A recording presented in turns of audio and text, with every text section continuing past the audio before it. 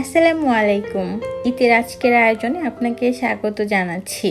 Pudding আমাদের এমনই পছন্দ, বাচ্চা বড় থেকে স্টার্ট করে সবাই খেতে খুবই পছন্দ করি।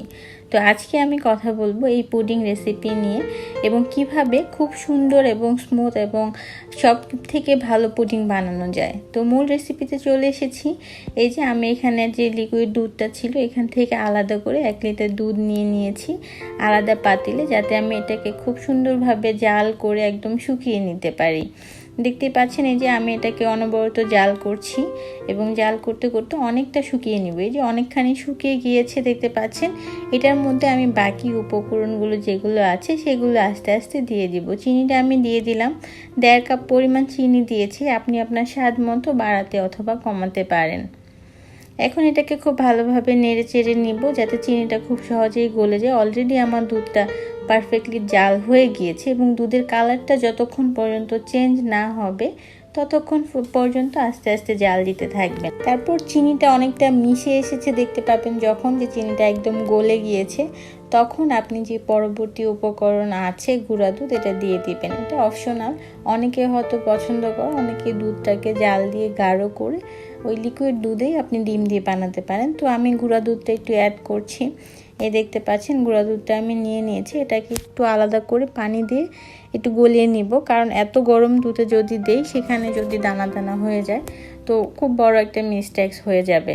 তো যার জন্য আমি এটাকে একটু পানি দিয়ে গুলে তারপর দুধের মধ্যে দিয়ে দিয়েছি। এই যে দেখতে পাচ্ছেন দুধটা কতটা গাঢ় হয়েছে আর কালারটাও কেমন একটা লালচে খুব সুন্দর একটা কালার হয়ে গিয়েছে। তো এটা আমার রেডি হয়ে গেলো, ঠান্ডা হতে দিয়ে দিয়েছি। আমি 4টা ডিম নিয়ে নিয়েছি এখানে রুম টেম্পারেচারের। ফ্রিজ থেকে ডিরেক্ট নামিয়ে যদি আপনি বানাতে চান তাহলে হবে না, আপনি এটাকে নামিয়ে কিছুক্ষণ আগে রেখে দিবেন, আধা ঘন্টা আগে রেখে দিলেই হবে। এটাকে আমি এখন ব্লেন্ডারে দিয়ে ব্লেন্ড করে নিব। তো আমি 5টা ডিম একসাথেই ব্লেন্ড করেছি। যখন আমি দেখছি যে একটু ডিমটা মনে হয় কমে যাবে, অনেক সময় যাদের দানা দানা হয় ডিম কম হলে ওরকম হয়ে থাকে। তো 5টা ডিম নিয়ে আমি সুন্দরভাবে ব্লেন্ড করে এই দুধের সাথে মিক্সড করে নিয়েছি খুব ভালোভাবে। দেখতে পাচ্ছেন নেড়ে চেড়ে দুধটা এবং ডিমের যে ব্লেন্ড করা ডিমটা ছিল দুইটা একসাথে মিক্সড করে এটাকে খুব সুন্দরভাবে নেড়ে চেড়ে আমি এটাকে আবার পুনরায় যেটা করব ছেঁকে নিব। অনেকে হয়তো ছাঁকতে পছন্দ করেন অথবা অনেকে ডিরেক্ট দিয়ে দেন। আমার মতে আমি প্রত্যেকবারই এই কাজটা করে থাকি। এটা মিশ্রণটা আমি খুব সুন্দরভাবে ছেঁকে নিই। তো যারা ছেঁকে নেন খুবই ভালো কথা। আমি খুব সুন্দরভাবে একটা চালনি দিয়ে এটার মধ্যে এটাকে ছেঁকে নিব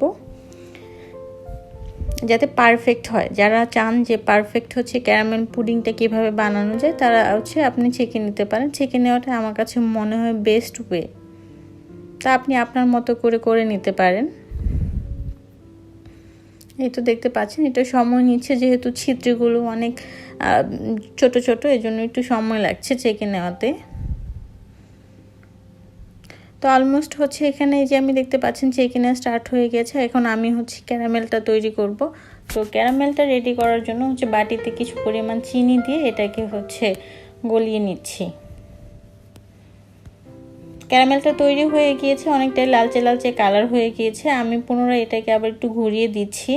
ঘুরিয়ে দিয়ে পুনরায় পারফেক্ট ক্যারামেলটা রেডি করে রেখে দিলাম। এখন আমি চুলায় পাতিলে পানি দিয়ে দিয়েছি। এখানে একটা টিনের ছাঁকনি দিয়ে দিয়েছি যেখানে আমরা ভাতটা রাখি।